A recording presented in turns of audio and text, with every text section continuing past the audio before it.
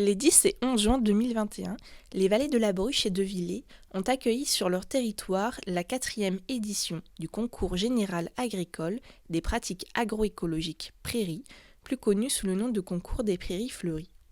Pour cette édition, ce sont les prairies humides de montagne qui ont été mises à l'honneur.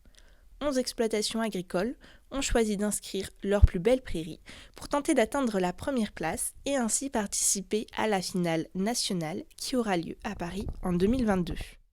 J'ai inscrite une de mes parcelles donc à Bourg-Bruche, celles qui sont autour de l'exploitation. J'ai choisi d'inscrire ces parcelles pour faire un peu un bilan du travail que j'avais effectué dessus.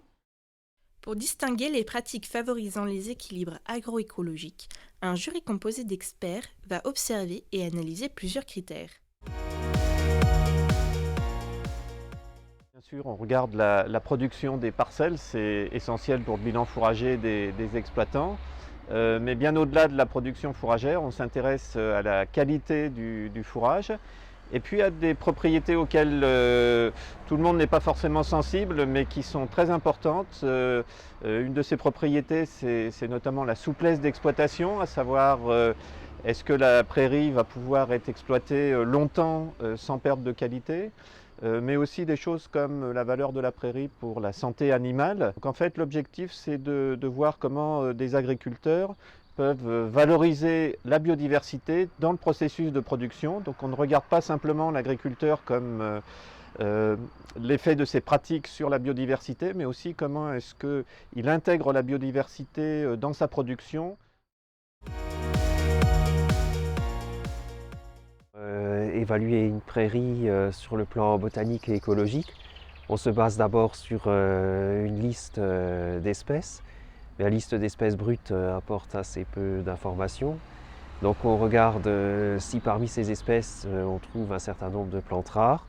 Donc les plantes rares, ce sont des orchidées, ce sont des scorzonères. Après on regarde aussi ce qu'on appelle la structuration de l'écosystème, c'est-à-dire est-ce que la prairie est bien stratifiée. Normalement une prairie à une certaine hauteur.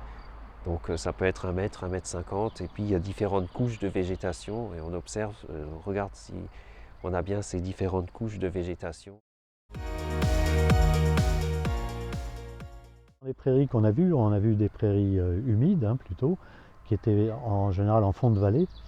Et on voit comment en fond de vallée, c'est souvent en même temps le lieu des routes principales qui permettent d'aller d'un village à un autre. Et ces zones-là sont particulièrement importantes pour éviter que l'on se sente toujours enserré au fond d'un espace boisé. Et donc, on essaye d'inciter les agriculteurs peut-être à faire des trouées dans l'espace pour permettre que le travail qu'ils font soit visible de l'extérieur.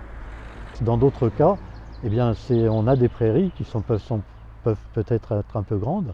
Et à l'intérieur même de la prairie, on peut demander ou valoriser le fait que des agriculteurs, au milieu de leurs parcelles, vont accepter de maintenir des arbres isolés ou un petit bosquet. La qualité paysagère ne doit jamais être déconnectée de la qualité agronomique des parcelles, mais se renforcer l'une l'autre et donner aux agriculteurs, faire reconnaître le rôle de l'agriculteur par le reste de la société dans la qualité des paysages dont ils sont à l'origine. Après avoir parcouru la prairie et s'être concerté, le jury récapitule les éléments observés à l'agriculteur. Pour nous, il était important de voir si tout le travail qui était mené au long de l'année était efficace. Et d'une autre part, faire venir un jury sur nos prairies, ça permet d'avoir un avis extérieur et de nous dire qu'est-ce qui va et qu'est-ce qui ne va pas, que ce soit au niveau biodiversité, au niveau qualité fourragère, au niveau qualité environnementale. Ce concours vise notamment à sensibiliser l'ensemble des acteurs du monde rural et des territoires à la préservation de la biodiversité des prairies naturelles. Le concours des prairies fleuries, en fait, il a un lien aussi plus ou moins direct avec les mesures agri-environnementales. Et c'est un lien important qui est à la fois important pour le grand public, mais aussi pour les élus, de comprendre que quand on parle de démarche paysagère, de maintien et de soutien de l'agriculture de montagne, il y a une vraie relation entre la question d'un paysage ouvert, un espace ouvert, la question de la prairie qui est derrière et la question de la fonctionnalité de cette prairie.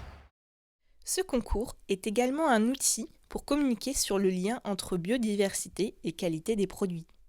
Alors quand on va au concours général agricole à Paris, on reçoit une jolie plaque. Moi essentiellement j'utilise la plaque en fait sur les marchés ou les foires, je la pose sur le stand. J'ai également sur un descriptif du lait de jument, je parle du concours. J'ai aussi l'occasion de présenter ça quand je fais des visites de la ferme. On fait des animations avec l'office de tourisme sur l'activité lait de jument et sur les cosmétiques au lait de jument. Et à cette occasion-là, on fait une visite botanique avec les visiteurs. Donc on leur présente les plantes qu'on peut utiliser en cosmétique. Et en général, à la fin de la visite, j'arrive sur la prairie qui a été primée. Et je leur montre la prairie et je leur explique un petit peu l'intérêt d'avoir ce type de prairie. Il y a peu de gens qui savent qu'il y a un lien en fait, assez direct entre la qualité agroécologique des prairies et la qualité des produits carnés et laitiers. Une fois l'ensemble des parcelles visitées et notées, le jury dévoile le classement.